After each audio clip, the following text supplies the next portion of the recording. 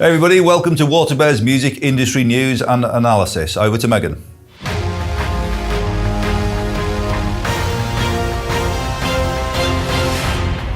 The news this week is all about PledgeMusic and their apparent difficulties in fulfilling some significant campaigns. Over to Bruce for some analysis on the situation. Okay everyone, so I think a lot of you watching will have seen some of the videos that are going around going kind of semi-viral from bands that are slightly aggrieved by the fact that their pledge campaigns haven't been fulfilled. By not being fulfilled, what I mean is fans have paid for a product, be it a download a CD or a t-shirt or handwritten lyrics, whatever it is. We've paid for that stuff and Pledge aren't in a position at the moment, it seems, to release the money to the band to pay for the production of that stuff. So it's very difficult because a lot of bands I know are in the position of having made the album, put the money up front, and they need the money to recover those costs. I'm actually a Pledge customer right now. I'm actually involved in 2 or 3 campaigns where I'm just supporting new bands buying new products. So I'm conscious of it from that point of view, and also for the bands. So I know one of the bands, the Rocket Dolls, the singer Nikki Smash, is actually studying for the Masters currently at WaterBear. Now I asked Nikki yesterday, how are you handling this? Because you're mid-campaign, what's going to happen? And Nikki indicated that their plan was in all likelihood they were going to set up a self-run DIY pledge campaign of their own because they have a very direct link to the fans. So I think that's probably the way the Rocket Dolls will handle it, and perhaps other bands will follow suit. Much trickier if you're further in the campaign and fans have already paid the money, because Pledge collect the money at the end of the campaign, you get half, and then you also get the other half when the actual products have been sent out.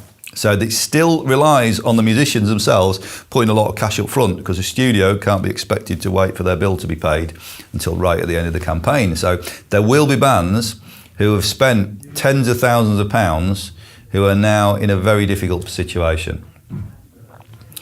So we'll follow that. My experience of Pledge has been very good historically.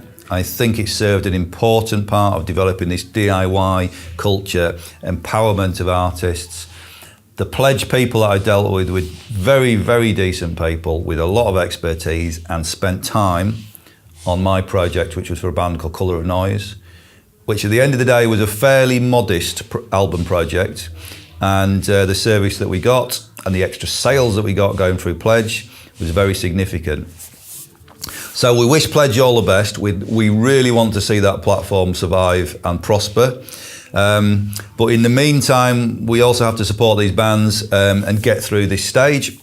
Wherever the future ends up for crowdfunding platforms, it's still going to be a very important part of what we do.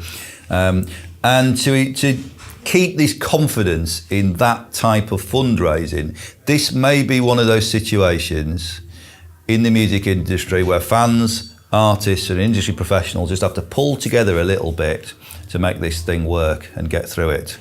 So we'll follow the story. Good luck to Pledge, good luck to all the employees of Pledge, and especially good luck to those bands. We wish them all the best who have been affected by this, and the fans that have invested in the new bands as well. So watch this space. These things usually land the right way up. So let's hope this one does too.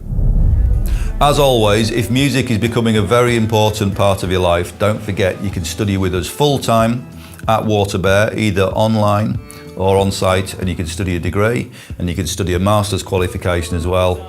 For those of you that don't have a degree but have a lot of professional experience in the music industry or the creative industry, you can actually get on the masters without having a degree. So talk to us about that if it's of interest.